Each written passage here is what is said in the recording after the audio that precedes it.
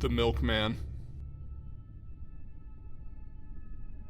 I used to be a lumber associate at the Home Depot. After a long day of customers asking me where they can find flooring items when there's a huge fucking sign that says flooring on it, licking the floor because management doesn't believe in mops, and not getting paid at least time and a half for working during a pandemic, I thought to myself, I'm going to take my government-mandated break.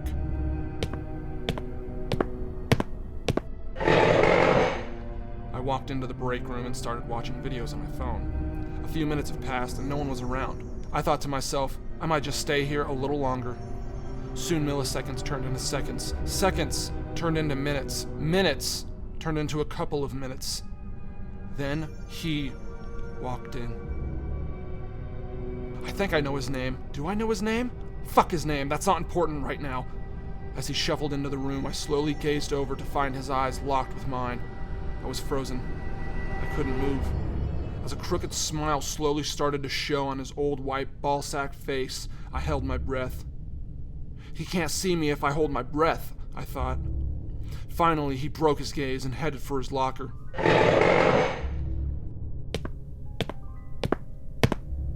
He opened his locker, slowly. Yes, very, very slowly. He knew the anticipation was killing me. I wanted to yell, "Open the locker, you decrepit cock-juggling thunder cunt!" But I couldn't find the words.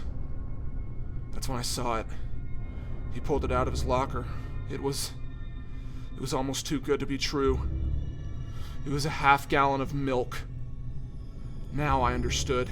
Now I realized he's being taken care of. But by who? Who provided him the milk? He sat down with his back turned away from me. I saw him twist the cap of the gallon. The cap cracked open. He raised the bottle to his mouth, the top of it pressed against his lips as a teenage girl would pack her titties on some glass. He didn't care who saw him. The sick bastard wanted them to watch. He knew what it did to them, but oh, what it did to him! He let out a good, satisfying and put the milk on the table. I had to know what this was. What was this feeling of ecstasy? I must know, I thought, as I approached him, the foul stench of a dying man in a funeral, or I mean a rest home. I sat down in front of him. I exclaimed, "Listen here, you son of a bitch. I want to know what you think it is you're doing. Who gave you that milk?" He didn't look at me. There was some milk dripping from his cheek. It slid off his face like condensation on a window. It pounded against the table, but didn't splash. He fixated his eyes on me and said, "The milkman takes care of all of his children." He got up and threw the empty gallon away. Only now did I realize that he drank that whole half-gallon in one swift swig.